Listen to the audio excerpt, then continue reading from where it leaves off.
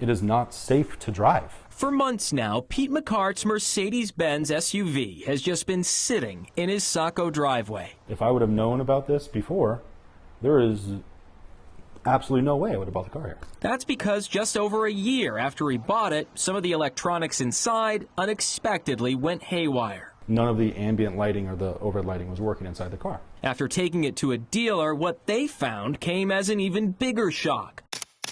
Water, and a lot of it under the floorboards. How far up was the water?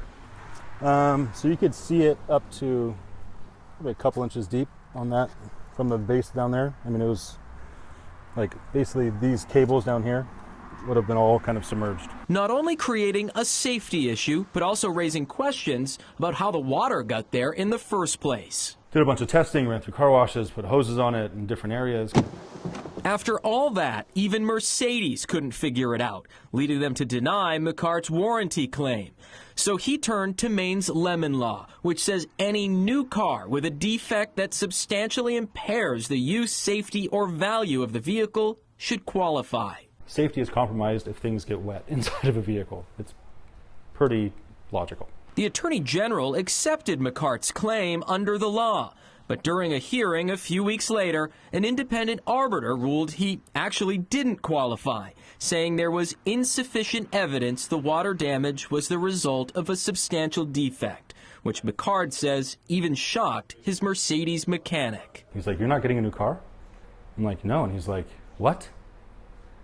Mercedes left the hearing thinking I was automatically just going to get a new car. But while the lemon law is meant to protect consumers, experts say it can often overburden them too. There aren't good incentives for lawyers and consumers to take these things forward. John Steed is a Maine consumer rights attorney who believes this case should have been cut and dry, especially since the I-Team found Mercedes has issued recalls on 2 previous model years of this SUV for a similar water intrusion issue caused by an improperly installed air conditioning drain line. How else than a manufacturer's defect did, this car end up in the state it was in, where it was just collecting water in the electronics compartment? Like, that's not something a car should do. While Steed says Maine's lemon law can still help consumers, it could be stronger, especially if there were more opportunities for relief with punitive damages. In a system where you have to hire a lawyer just to get people to do the right thing, I think it should cost those people more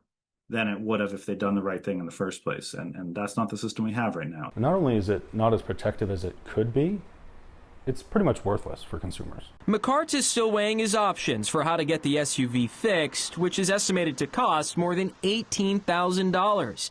As for Mercedes-Benz, the automaker continues to say it won't cover it under warranty and doesn't believe any prior recalls are related, writing in a statement, "Because water intrusion can be caused by reasons completely unrelated to defects in material or workmanship, other customer allegations that may exist on this topic are not relevant to this matter." I will never buy a new car in Maine again. The reason why McCart says that is because if he bought the car in New Hampshire, a dealer there told him it would have already been replaced.